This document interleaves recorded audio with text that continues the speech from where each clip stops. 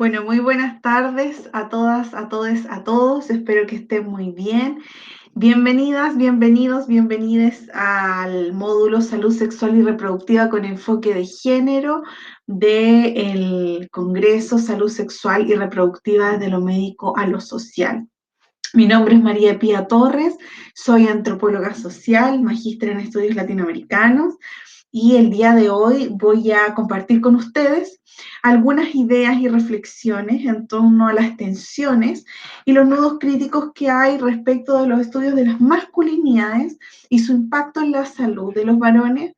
Particularmente vamos a ver algunos puntos asociados a la salud sexual y reproductiva, que es el punto de encuentro convergente que nos invita a este congreso. Así que muy contenta de poder compartir con ustedes estas ideas. Vamos a pasar a presentar algunas distinciones conceptuales iniciales que nos van a permitir darle un sentido, ¿cierto? Y coherencia conceptual a la presentación del día de hoy.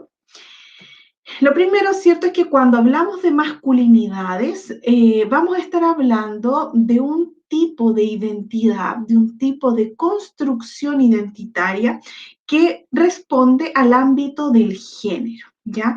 Sin embargo, esta construcción identitaria no es antojadiza, tiene que ver mucho con el sexo. Entonces, vamos a ver estos tres conceptos sobre sexo, género, identidad antes de pasar a dar una definición más concreta de masculinidades. Y lo primero, ¿cierto? Sabemos que el sexo está ligado a la biología, a nuestros cuerpos, ¿cierto? Al nacer biohombre, biomujer o intersexual, y ahí esto implica que nuestros cuerpos sean diferenciados y que tengamos ciertas características físicas y fisiológicas distintas. Esto va a estar también marcado por la carga cromosómica, hormonal y las gónadas que va a tener cada una de las personas al momento de nacer. En cambio, cuando hablamos del género, nos vamos a referir a lo que la sociedad, en términos culturales, discursivos y relacionales, va a definir sobre nosotros y nuestros cuerpos a partir de la observación de esta diferencia sexual, ¿no? ¿Qué es lo propio de las mujeres? ¿Qué es lo propio de los varones? Si es aceptada o no estas identidades trans o que transgreden el binarismo con el que observamos en general la construcción social de nuestras sociedades. Entonces el género va a configurar las relaciones que nosotros tenemos como personas con nuestro cuerpo y con nuestro entorno, ya nos va a llenar de contenido este discurso que nosotros vamos a recibir, esta herencia de nuestra sociedad a partir de la cultura, ya es decir, le vamos a otorgar ciertas connotaciones positivas o negativas a ciertas partes de nuestros cuerpos, a las conductas, etcétera, etcétera.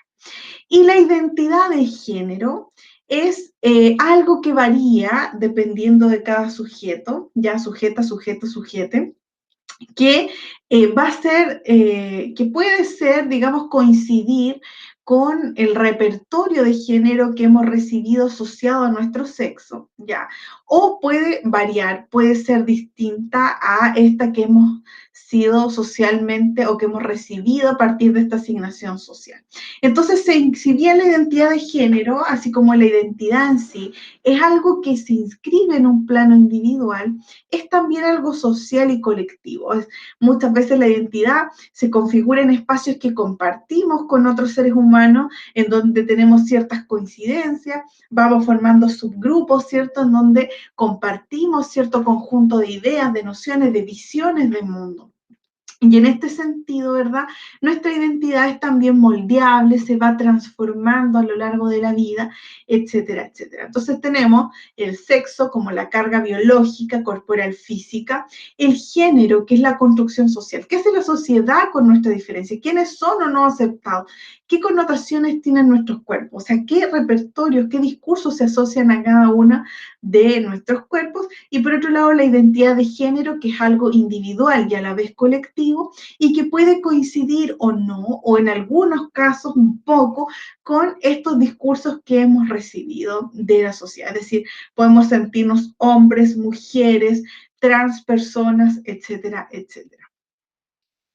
Cuando hablamos de roles y estereotipos de género, nos referimos al conjunto de características que se asocian a cada persona en base al sexo, ¿ya? Y estos roles y estereotipos van a determinar los horizontes de posibilidad que cada persona va a tener en relación al sexo con el cual ha nacido. Y esto es muy interesante porque nosotros hemos sido educados en una sociedad que observamos todo desde una forma dicotómica y binaria, ¿no? El hombre-mujer, macho y hembra, el sí y el no, ¿cierto? Lo bueno, lo malo, el cielo, el infierno, aprueba, reprueba, ¿no? Tenemos un montón del blanco y el negro, el yin y el yang. Tenemos un montón de ejemplos para hablar sobre esta oposición binaria que ha marcado y determinado de alguna manera nuestra forma de vincularnos socialmente. Y dentro de ello, ¿cierto? Hemos tenido una construcción machista y patriarcal del mundo que va a estar definida por esta dominación masculina, ¿no? En donde las características de lo masculino van a estar fuertemente asociadas a elementos positivos, a valoraciones positivas de la vida, mientras que aquellas que son consideradas femeninas o relativas a las mujeres feminizantes van a ser asociadas a la debilidad y a algo negativo. Aquí les puse un ejemplo que fue criticado hace un año atrás de un leccionario que se repartió en las escuelas, ¿cierto?, a través del Ministerio de Educación en Chile, en donde nosotros observamos de qué manera y de forma simbólica, ¿cierto? Muy casi desapercibida, nosotros vamos ingiriendo estas connotaciones sobre nuestros cuerpos a partir de los procesos de educación y socialización. Entonces, este leccionario fue muy criticado porque traía elementos como este que aparece en esta imagen, ¿no? Donde las vocales fuertes las portan, ¿cierto?, los varones y las vocales débiles, las niñas, en donde evidentemente detrás hay un discurso que lo que nos quiere decir es que ser mujer es síntoma de debilidad, es sinónimo de debilidad, mientras que el ser hombre implica, ¿cierto?, tener fortaleza y expresar o manifestar cierta fuerza, ¿no? De hecho, si ustedes observan, los varones están cargando las vocales en una especie de caja, ¿cierto? Y la posición en la que se encuentran sus cuerpos es de sostener, ¿no? De aguantar el peso que traen estas vocales, mientras que las mujeres, ¿cierto? Con las piernas muy juntas, muy cerradas, con falditas, ¿cierto? El pelo muy bien tomado, van a sostener con la sutileza de sus dedos y sus manos estos papeles, ¿cierto? Estos lienzos con las vocales débiles. Entonces, nosotros en nuestro proceso de crianza, de educación, de enculturación, diríamos, en antropología, para quienes ya tuvieron el curso, ¿cierto? Vamos a recibir estos mensajes y se van a incrustar, se van a instalar en nuestros sistemas de aprendizaje de formas que muchas veces no somos capaces de ir identificando, ¿no? Entonces vamos a ir construyendo ciertas imágenes, ciertos modelos que se van a constituir como estereotipos de género, modelos que muchas veces se tornan inalcanzables y que no siempre son coherentes o encuentran un correlato con nuestra realidad inmediata, mientras que también vamos a ir asumiendo, también de forma inconsciente, ciertos roles, ¿no? Lo que podemos hacer, lo que debemos hacer y lo que deberíamos hacer en tanto machos o hembras de nuestra especie. Cuando hablamos particularmente del proceso de socialización que es aplicado a los varones, vamos a hablar de un proceso denominado la virilización. ¿Qué significa esto? Cuando nosotros nacemos, ya somos muy dependientes, como ustedes sabrán, de la madre, ¿ya? Y esto no lo digo como en términos sociales únicamente, sino que biológicamente nuestra alimentación depende de la leche materna, ¿no? Bueno, ahora existen, ¿cierto?, un conjunto de elementos que pueden reemplazar la leche materna, etcétera, etcétera, pero sin embargo, al momento en que la cría nace, genera un nivel de conexión con la madre que desde el momento en que está, ¿cierto?, en el vientre, se consideran de manera bien simbiótica, ¿cierto? Un solo elemento, ¿no? Están fuertemente conectados la cría y la madre. Entonces, cuando hablamos del proceso de virilización, a lo que refieres a este despojo de cuanto pueda quedar en los varones de femenino, ¿no? A este estrecho vínculo que se establece de apego con la madre, en donde se conciben como una sola unidad. Sin embargo, este proceso está lleno de ritos de separación que tienen que ver con el tratamiento del cuerpo del varón, desde cortarle el pelo, ¿cierto? Vestirlo de cierta manera, hasta ejercicios de coerción y contención permanentes, como el evitar que lloren, prohibirles ciertas expresiones, señalar cómo deben comportarse, cómo deben sentarse, incluso cómo deben tratar a sus madres o a otras mujeres pares, ya sean hermanas o no, ¿no? Entonces, la virilización en el proceso de educación es un proceso constante que está marcado de proceso, que a lo largo de la vida también van a ir transitando. Por ejemplo, en la adolescencia, ¿cierto? Ya empieza a aparecer como ejemplo de viralización esto del debut, ¿no? Del debutar sexualmente para los varones, quienes en porcentajes tienden a hacerlo de manera mucho más temprana que las mujeres, ¿no? Entonces es muy interesante porque efectivamente esos son ritos de virilización. Posteriormente vamos a observar también en la adultez cuando se exige de alguna manera o se les pide a los varones que tengan descendencia, ¿no? El hecho de tener crías es también un ejercicio de expresión de esta virilidad propia de los varones. Entonces, así a lo largo de la vida vamos a ir observando distintos ritos, ¿no?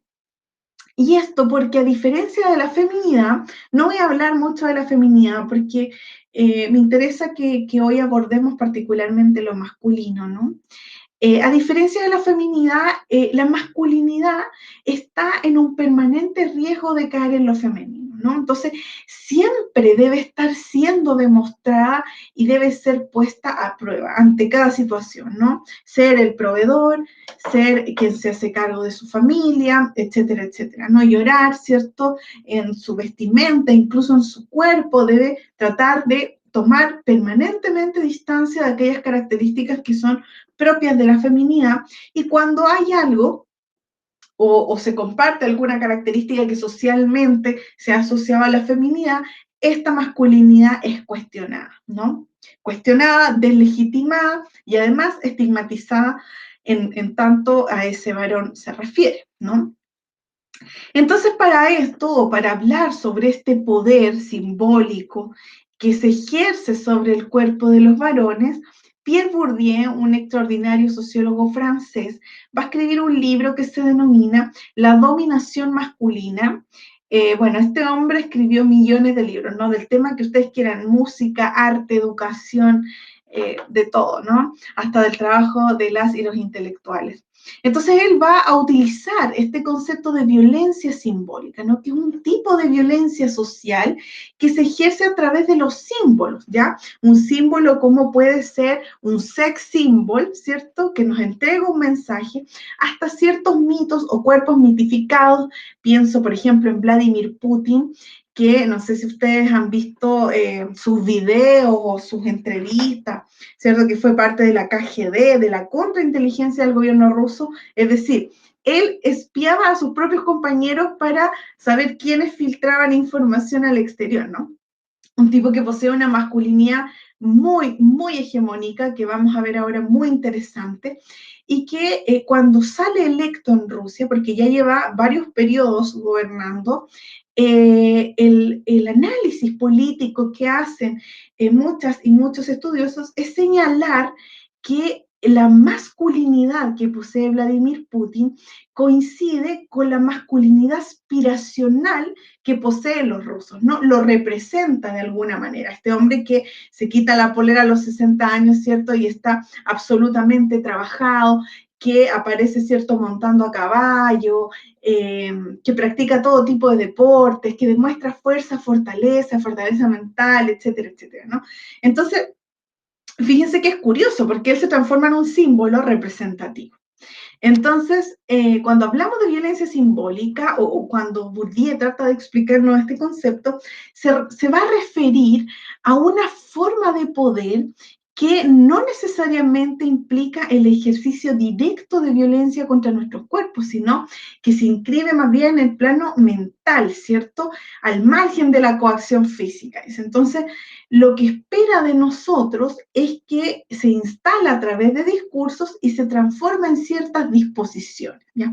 ¿Qué es una disposición? Disposición es, por ejemplo, cuando mi abuelita llegaba a verla a su casa y ella atendía a todo el mundo, ¿ya? Esa es una disposición que está instalada, ¿cierto?, en su registro de género de lo que debía ser una mujer y que debía permanentemente atender a sus hijos, a sus nietos, a todas las personas que llegaban a su casa, atender, ¿no? Permanentemente atender.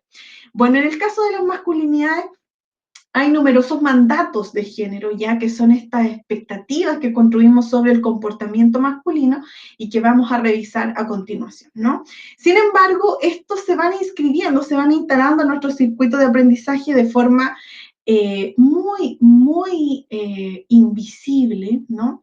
Sin embargo, no pueden ejercerse, va a decir Bourdieu, sin la complicidad o la contribución de quienes la soportan. O sea, nosotros de alguna manera tendemos a reproducir estos modelos. Sobre todo porque al ser discursos sociales que se instalan en nuestro comportamiento, se le asigna un valor positivo, ¿ya? Porque lo que necesitamos es que la sociedad se siga reproduciendo, toda sociedad tiende a reproducirse, entonces se le asigna un valor positivo a dichos comportamientos y eso implica su continuidad. Entonces, cuando hablamos de masculinidad, y aquí voy a citar a un médico mexicano, doctor en antropología también, que se llama Beno de Kaiser, que ha escrito muchísimo sobre masculinidad, y les invito a que puedan leerlo si es que les interesa. Él señala que la masculinidad es entonces un conjunto de atributos, valores, funciones y conductas que se supone son esenciales al varón en una cultura determinada, ¿ya? Y como es en una cultura determinada, sabemos que no existe una cultura, sino culturas en plural, con minúscula, con S, y que en el mundo vamos a encontrar una gran diversidad. Por lo tanto, este conjunto de atributos, ¿cierto?, va a variar, es un arbitrario cultural, sin embargo, comparte ciertas características en territorios geopolíticos como lo son, por ejemplo, el caso de México y América Latina, que señala él, en donde observa que existe un modelo hegemónico de masculinidad, ¿ya? ¿Qué significa esto? Que es un esquema que se ha construido culturalmente en donde se presenta el varón como esencialmente dominante, que discrimina y subordina a las mujeres y a otros varones que no se adaptan al modelo hegemónico, ¿ya? ¿Cuáles son las características de este modelo de masculinidad? Primero, la autosuficiencia, ¿cierto? La insensibilidad, el ser fuerte, la potencia erótica, estar siempre listo, ¿cierto?, para la sexualidad, la belicosidad heroica, ya esta concepción de que los conflictos se deben resolver mediante ciertos comportamientos bélicos, ya sea entre pares, con conocidos o desconocidos, el riesgo, estar permanentemente arriesgándose, esperamos que sean los varones siempre, ¿cierto?, en tomar la iniciativa en distintas cosas, dentro de ellas aquellas que implican riesgo, el ser proveedores, el ser rudos, infieles, ya para demostrar esta potencia erótica, ojalá coger con la mayor cantidad de personas posible, ser serio, autoritario, viril, la violencia, ¿cierto?, que también ha sido naturalizada. ¿Por qué? Porque se asocia, ¿cierto?, se asume que la testosterona, ¿cierto?, desencadena ciertos comportamientos de los varones, por lo tanto, hemos naturalizado ciertos comportamientos violentos en vez de trabajar socialmente, que es lo que hace la cultura, ¿no? Trabajar con nuestros impulsos. La cultura nos dice, bueno, necesitamos comer, tenemos el impulso de alimentarnos. La cultura nos va a decir qué comer, cuándo comer, a qué horas, ¿no? Lo mismo pasa también con estos impulsos que devienen de la testosterona. Sin embargo, nosotros hemos naturalizado ciertos comportamientos violentos. Esperamos que hablen con voz fuerte autoritaria, que golpeen, que se enfrenten, ¿no? Que marquen territorio, etcétera, etcétera. El ser competitivos, formales y valientes. Sin embargo, por supuesto, sabemos que no todos los varones poseen estas características, pero sí que se constituye como un modelo a seguir, aspiracional, y que es compartido, como va a decir Benoit Kaiser, en América Latina. Entonces, a través de los procesos de socialización que viven los varones en el seno de sus familias, de la escuela, de las iglesias, del Estado, y de los distintos sistemas que lo componen, incluso la amistad ya funciona como un espacio de socialización donde aprendemos esta conducta genérica, es decir, el cómo comportarnos en virtud del sexo que poseemos. Se van a ir interiorizando estos valores como forma de ideal u obligaciones que deben seguir los varones. Y esto, por supuesto, va a tener un gran impacto en su salud, como vamos a observar ahora, porque estos mandatos que veíamos recién, que están aquí, van a tener una marca en el desarrollo de hábitos de vida masculinos poco favorables, ¿ya? Desde el ser serio, como decíamos, ¿cierto? Con el tremendo potencial de sanación que tiene la risa, la risoterapia, que se ha venido demostrando hace décadas, ¿cierto? Hasta el tema del riesgo, que es lo más visible, el uso de la violencia, que expone a los varones a ciertas situaciones que pueden poner en riesgo su propia vida. Entonces, aquí hay una observación importante que tenemos que hacer. Ojo, porque no es el hecho de nacer con sexo masculino, sino el seguir este modelo de masculinidad tradicional hegemónico, lo que constituye a los varones como un factor de riesgo de primer nivel para la salud. ¿Ya? O sea, no es el hecho en sí de nacer como varón, sino los modelos de vida que tenemos como sociedad. ¿Y a qué nos referimos cuando hablamos de hegemonía o de masculinidad hegemónica? Bueno, Antonio Gramsci, este intelectual italiano, va a definir la hegemonía como una dinámica cultural por la cual un grupo exige y sostiene una posición de liderazgo en la vida social por sobre los otros grupos. Ya es como un modelo dominante o que se exige como dominante, aunque no necesariamente, fíjense, los grupos hegemónicos sean los más numerosos, pero sí los que de alguna manera poseen un liderazgo dentro de la vida social. Entonces, bueno, ¿qué pasa con esto? Que cuando hablamos de la masculinidad hegemónica, nos referimos a la exaltación de una forma de masculinidad por sobre otras que va a marcar o configurar la práctica genérica. Es decir, que se va a posicionar como este modelo a seguir, que es algo inalcanzable muchas veces, que es un permanente desafío, etcétera, etcétera. Por otro lado, se ha mencionado en numerosos estudios, desde los 80 se está trabajando con las masculinidades, que es este tipo de masculinidad, ¿no? Este tipo, la masculinidad hegemónica, la que encarna el denominado problema del patriarcado. ¿Por qué? Porque genera desigualdades en esta búsqueda permanente de garantizar el dominio de los hombres por sobre las mujeres y otros varones, por sobre lo femenino o feminizado, lo cual afecta evidentemente la convivencia social, que por mucho tiempo, ¿cierto?, en la configuración de los Estados-nación, que ya llevan 200 años, tenían solo a los hombres participando de la toma de decisiones, ¿cierto?, de los espacios, de los liderazgos, etcétera, etcétera.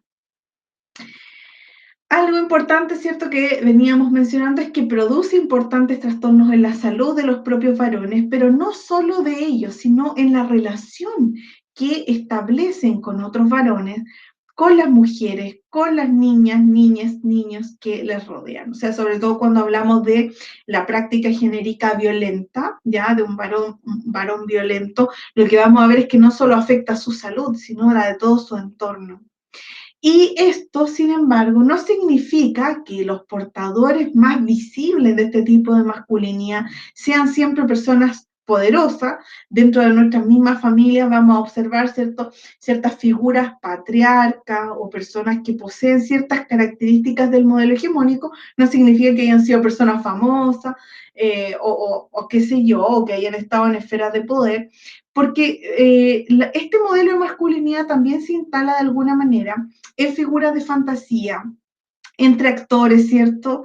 E incluso entre quienes detentan un poder institucional, pero en su vida personal están lejos de seguir este modelo. O sea, nosotros podemos observar en nuestros espacios de trabajo, de estudio, de convivencia, que hay ciertas personas que en cierto espacio, por ejemplo en el trabajo, ejercen un rol de liderazgo, de directivo, ¿cierto? Que tienen unas características de una masculinidad muy hegemónica. Sin embargo, quizá en su vida personal no sea para nada coincidente con esto, pero en esa esfera demuestra estas características. ¿Por qué? Porque son deseables, connotadas positivamente, etcétera, etcétera.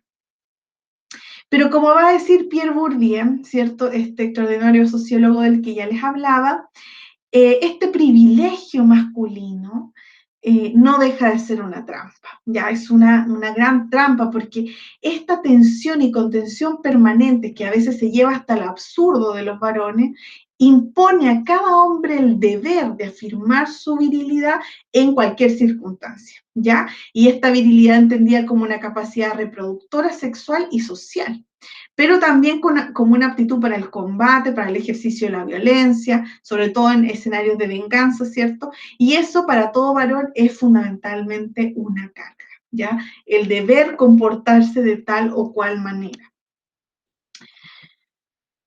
Bien, ¿cómo vamos hasta aquí? Espero que bien, porque ahora sí vamos a entrar, ya aclarados estos conceptos, ¿cierto? En cómo se expresa esto en el ámbito de la salud, ¿ya? En primer lugar, ¿cierto? Sabemos que hay enfermedades que efectivamente, debido a nuestras características biológicas y físicas, afectan de forma diferencial a los sexos, ¿ya? Esto porque poseemos genética, fisiología y metabolismos diferentes que, por ejemplo, no reaccionan de la misma manera a los medicamentos. Encontramos que, por ejemplo, el cáncer a la próstata es algo propio, ¿cierto?, de los biohombres, la preeclampsia en el embarazo para las mujeres y la hemofilia, que es una enfermedad, ¿cierto?, que las mujeres portan, pero los hombres padecen. O sea, desde ciertas enfermedades hasta ciertos padecimientos, evidentemente vamos a vivirlos de manera diferenciada en base a nuestra biología, ¿ya? Hay sintomatología también diferenciada, por ejemplo, para las patologías coronarias, y esto es muy interesante porque la ciencia y la medicina han tenido sesgos de género históricamente.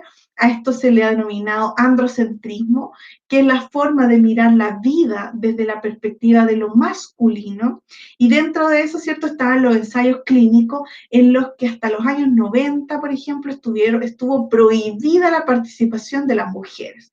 Entonces sabíamos poco sobre cómo reaccionaban las mujeres ante determinadas enfermedades o al uso de determinados medicamentos, o cómo eran, ¿cierto?, la sintomatología de ciertas enfermedades.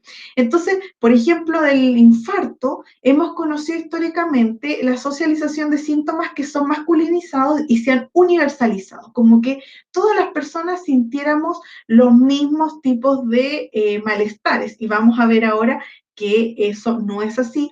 Las mujeres tienen otro tipo de sintomatología que generalmente se ha ninguneado y menospreciado, porque eso ocurre cuando se ha construido una diferencia sexual tan grande en donde lo femenino ha sido asociado a una carga o connotación negativa.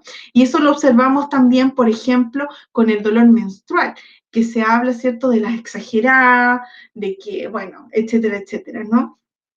Que es algo normal, que es natural, que no es normal que te duela tanto, hasta que ahora empezaron a aparecer discusiones muy interesantes en torno a la endometriosis, etcétera, etcétera, ¿no? Como que hubo que justificar el padecimiento del malestar.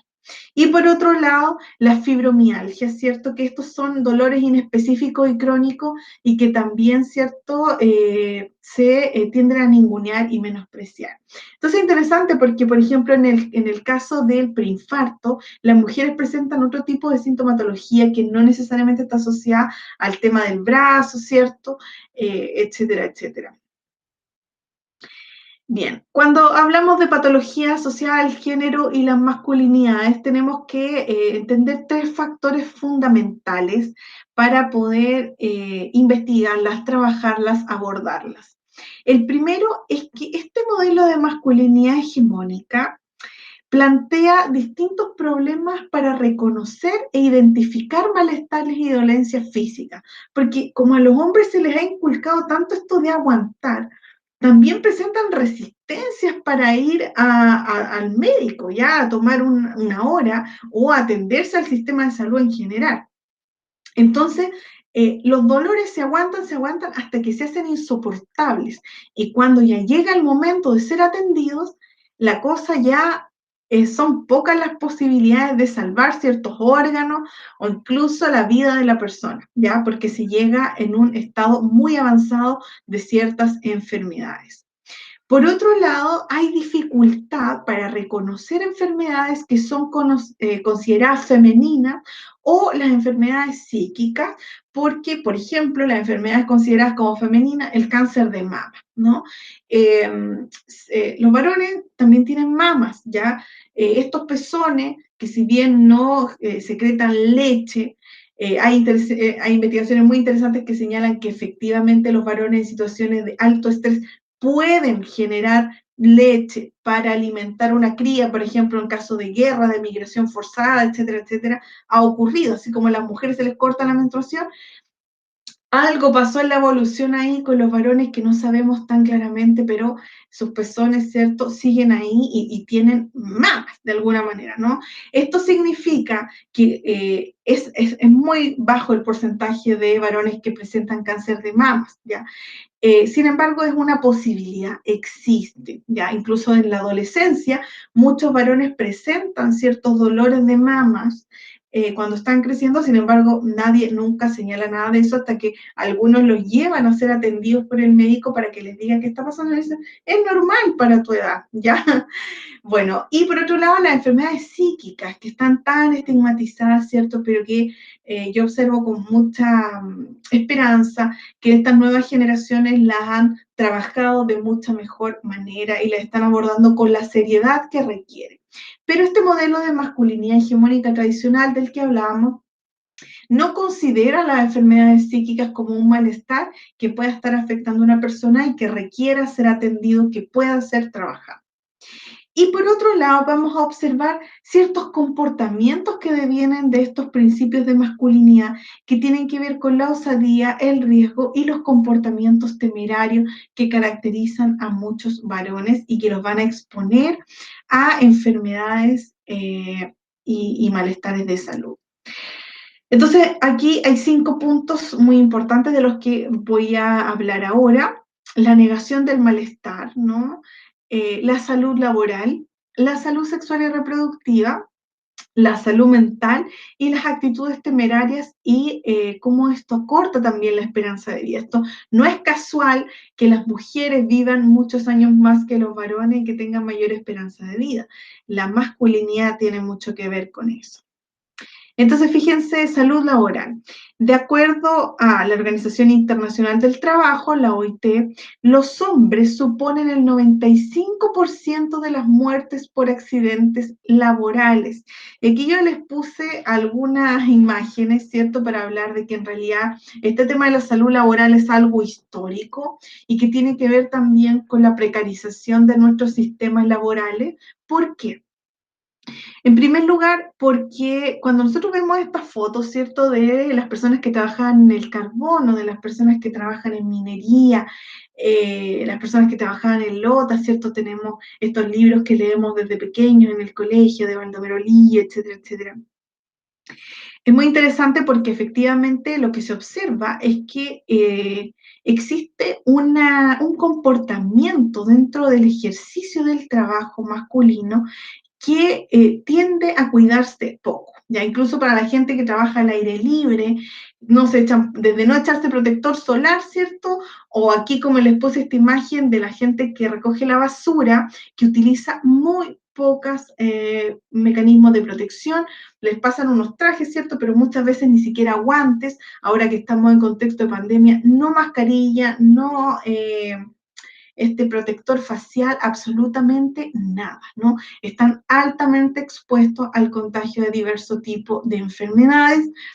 Eh, entonces aquí por eso les puse estas imágenes, pero también tienen que ver con la tercerización de estas labores.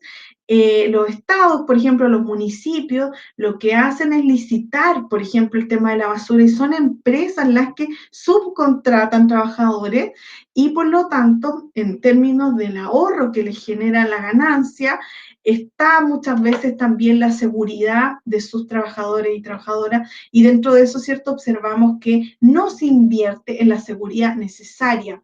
No sé si ustedes han pasado por fuera de una construcción alguna vez y han visto que muchas veces los obreros no utilizan los cascos ni los mecanismos de seguridad, ¿ya? Bueno, ahora existe esta profesión, ¿cierto?, del prevencionista de riesgo, que es obligatorio en todo tipo de trabajo, pero es una profesión más bien reciente, ¿ya?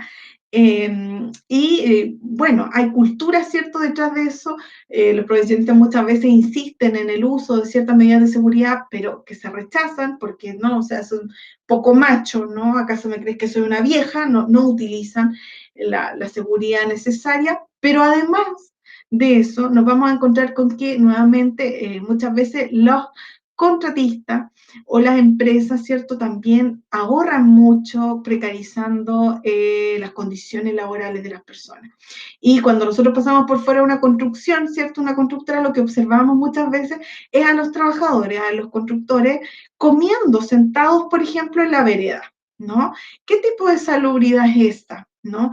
Ni siquiera les propician un espacio para comer, para almorzar, el descanso es en la vereda, en la calle, toda la polución que ingresa mientras tú comes, etcétera, etcétera. Entonces, gran parte de la salud laboral no solo se teje en el marco de la masculinidad tradicional hegemónica, sino en las prácticas que tienen las empresas o quienes contratan, quienes también son responsables de aquello. Por otro lado, cuando hablamos de salud sexual y reproductiva, aquí tenemos que en el año 2018-2019 se disparó el contagio del VIH en Chile, en América Latina en general, Argentina de puntero, pero Chile a la colita. Y fíjense que esto tiene mucho que ver, ¿cierto?, con las conductas sexuales que tenemos. Existió en su momento el mito de que son extranjeras, extranjeros los principales portadores o quienes padecen, ¿cierto?, el VIH, y eso, como vemos aquí, no es así. Más del 60% corresponde a chilenas y chilenos. Pero cuando analizamos por sexo de quién porta, vamos a encontrar que de los casos confirmados en 2018, ¿cierto?, estos que aumentaron 6.000 casos, 5.749 son casos masculinos, ¿ya? Mientras que 1.199 casos femeninos. ¿Qué quiere decir esto? Que aquí evidentemente tenemos una cuestión de género que va más allá de la orientación sexual de la persona, ¿ya? El hecho de cuidarse, de utilizar preservativos, de tener ciertas conductas sexuales como la pareja única, entre otras cosas, ¿cierto? Que se ven entorpecidos por estos modelos y comportamientos de masculinidad.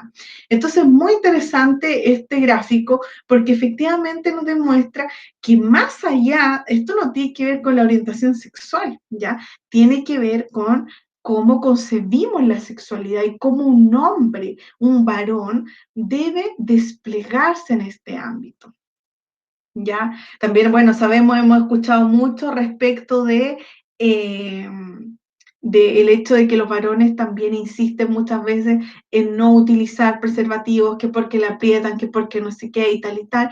Y en realidad, ¿cierto? Sabemos que hay de todos los tamaños, de todos los colores disponibles para cada uno de ellos y sus necesidades.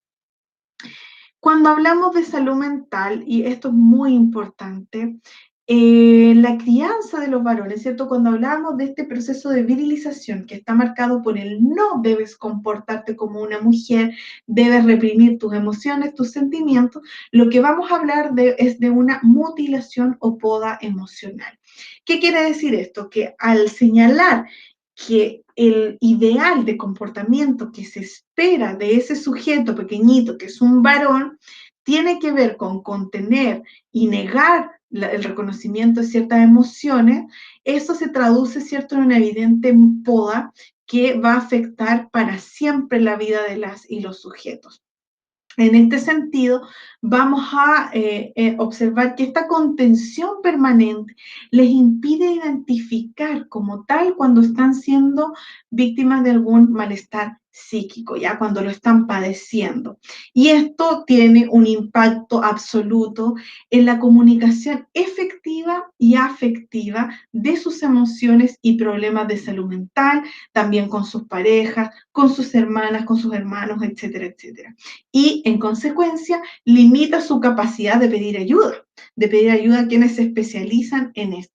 Entonces, a este estigma que en general rodea la salud mental de las personas, le vamos a añadir un doble peso cuando hablamos de salud mental de los varones, porque reconocerlo tiende a ser observado aún más negativo.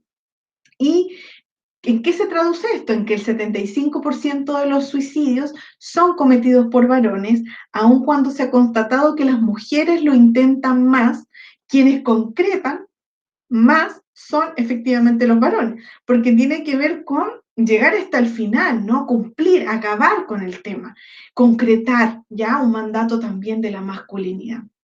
El 40% de los varones no habla con nadie sobre sus conflictos y esto también tiene que ver con las relaciones que establecemos con nuestros pares, qué tipo de afectividad tejemos con nuestros amigos, de qué cosas hablamos con nuestro medio. Muchas veces, de hecho hace poquito, hablaba con un amigo que tiene depresión y me decía que, bueno, que se apoyó mucho en los tres amigos que tiene y dentro de ellos, ¿cierto?, había un varón. Entonces, cuando él empieza a compartir sus cosas y todo, qué sé yo, que estaba viviendo un proceso de separación y tal, pasaron unos días y el amigo le pregunta, oye, ¿acaso tú eres gay? O sea, ni siquiera en un escenario de sufrimiento, de transición social, donde te estás separando, puedes compartir tu afectividad, tu emocionalidad al 100% porque inmediatamente vas a ser cuestionado en tu sexualidad, algo que no tiene absolutamente nada que ver, ¿no? Pero en donde a partir de ese comentario se deslegitima la posibilidad de sentir un tipo de malestar emocional y compartirlo con un par que lleva siendo tu amigo por más de una década. Entonces, ¿qué tipo de relaciones estamos compartiendo entre varones? Hay estudios muy interesantes en las escuelas de psicología, sobre todo, sobre el malestar en la interacción masculina, ya cuando los hombres, ¿cierto?, se abrazan o se quieren saludar de beso, que inmediatamente entran al plano del cuestionamiento, ¿cierto?, de su sexualidad. Bueno, entonces es muy, muy interesante esto que tenemos que arribar a la construcción de nuevas relaciones con nuestros pares, que nos permita también salir de este estigma y esta estigmatización permanente, ¿no? De que solo las mujeres pueden compartir sus emociones. Y en ese sentido se estima que al menos el 25% de los hombres padece alguna enfermedad mental, ¿ya? Y que no ha sido para nada diagnosticada, reconocida, autorreconocida. Y entonces entendamos que los hombres pueden colapsar, pueden llorar, pueden sentir dolor, aflicción intensos, ¿ya? Y no intentemos ocultarlo. Incluso, bueno, hay estudios que señalan que entre los 30 y los 40 años, la mayoría de los varones vive un proceso, un cuadro depresivo, debido a la carga que implican todos estos mandatos de género asociados a ser el sostenedor, el proveedor, a la fortaleza emocional, a la contención permanente, ¿ya? Y es muy interesante porque Efectivamente, hoy en día estamos en un escenario laboral también complejo, no para todas las profesiones, por suerte no la de ustedes, que todavía necesitamos muchas médicas, muchos médicos en Chile, pero está difícil conseguir trabajo o permanecer en un trabajo, no como generaciones anteriores donde podían pasar, no sé, 30 años en un solo lugar, ¿no? Y en ese sentido, lo que vamos a encontrar es que, por ejemplo, muchos hombres han desarrollado cuadros depresivos asociados a periodos prolongados de cesantía, ya que no pueden cumplir con su mandato de género de ser proveedores, ¿cierto? Y sostenedores del hogar, ¿ya? Entonces, es interesante esto porque no solo son expectativas internalizadas de autocomportamiento, sino también del entorno, lo que espera de ti, ¿ya? ¿Cómo trabajamos esto también a nivel comunitario, a nivel más familiar? De que todas y todos contribuyamos a superar este tipo de cargas que se asocian a un solo género, como a las mujeres se les asocia única y exclusivamente la crianza, a los varones única y exclusivamente la labor de proveer. Entonces tenemos que ir de alguna manera transgrediendo estas asociaciones que terminan por impactar fuertemente en la salud mental de las personas, ¿ya? Bien, decíamos que había dificultades para reconocer enfermedades asociadas a lo femenino, ¿ya? Porque pedir ayuda es como un signo inequívoco de debilidad. Ya aquí yo les hablaba del cáncer de mama masculino y la importancia de tocarse para detectar estas anomalías y los síntomas de la fibromialgia, ¿cierto? Que aquí está algunos de ellos. Bien, y por último, ¿cierto? Estas actitudes temerarias que tienen un impacto directo en la esperanza de vida. Tenemos el consumo de alcohol y drogas, sabemos esto desde hace muchísimo tiempo que también está, es algo masculinizado. En Chile llega al 9,3 litros, no, esto es más, de alcohol per cápita, ¿ya? Claro, ese es el promedio, 9,3 litros de alcohol per cápita, aunque los hombres consumen más que las mujeres y casi cuadruplican su ingesta. 15 litros versus 3,7 de las mujeres. Y se habla, ¿cierto?, de esta drogodependencia, que muchas veces también son los varones quienes más lo hacen, o sea, no me extraña si son quienes están permanentemente conteniendo, ¿no? Hay salidas, estos escapes, no siempre se habla de la droga como un escape, el consumo de alcohol también. Los accidentes en automóvil, también las mujeres tienen una probabilidad de 1 en 850 de tener un accidente, a diferencia de los hombres, que es 1 en 300, ¿no? El exceso de velocidad, el comportamiento, la ira. Muchas veces cuando uno va en el tránsito, observa ciertos comportamientos de que uno se pasó, que no marcó, y cómo se hablan en un lenguaje tan agresivo, ¿no? Que se bajan el vidrio, bueno, bájate tú, bájate. ¿No? Estas formas también temerarias de conducir a la defensiva y a la ofensiva es muy propia de esta masculinidad hegemónica, ¿no? También si hay un rayón del auto, qué sé yo, ¿no? Es como que el auto fuera una parte, una extensión del cuerpo de la persona. También las actividades delictuales están masculinizadas y el narcotráfico, 1 de cada 5 varones no llega a los 50 años, lamentablemente. Y esto tiene que ver con su participación directa en este tipo de actividades. En México, por ejemplo, eran muchos varones jóvenes quienes participaban de estas actividades y que además se mataban con los militares, ¿cierto?, en la guerra del narco o entre carteles, eran jovencitos, ¿no? Hombres jóvenes, y quienes decían, tenían una frase que era: prefiero una vida de rey que una vida, no, prefiero un año de rey que una vida de rey, o sea, haciendo alusión a que el consumo no solo el consumo, sino la venta de droga y adquirir, tener dinero para consumir en el mercado, les hacía salir de la pobreza y que preferían vivir pocos años, pero así que vivir en la pobreza con un trabajo como un poco más decente, ¿no? Hablamos de, además, el país con el sueldo mínimo más bajo de América Latina. Ahí es donde proliferó el narcotráfico. Y bueno, estas actividades delictuales, ¿cierto? También demandan un comportamiento masculino muy temerario, aparte del riesgo del uso de armas, de la violencia, hablamos también de formas criminales de encuentro con el otro, en donde se va demostrando el poderío que tiene cada grupo. Y por último, ¿cierto? Encontramos también que los sindicatos, ya estas organizaciones laborales que tienen las y los trabajadores, muchas veces lideradas por varones, cuando hay que elegir entre un aumento de dinero o mejores condiciones laborales para la salud y tener mayores medidas de trabajo, vamos a observar que van a preferir el aumento salarial por sobre, ¿cierto?, estas medidas de cuidado, aunque en realidad no debiese ser una excluyente de la otra. Sin embargo, se prefiere el dinero por sobre la salud porque el dinero te ayuda a proveer de mejor forma a tu familia, más que el autocuidado, no más que tener mejores condiciones para ti en el espacio en el que trabajas. Y bueno, en el COVID, en el escenario del COVID, también hemos visto que esta brecha de género se ha agudizado enormemente.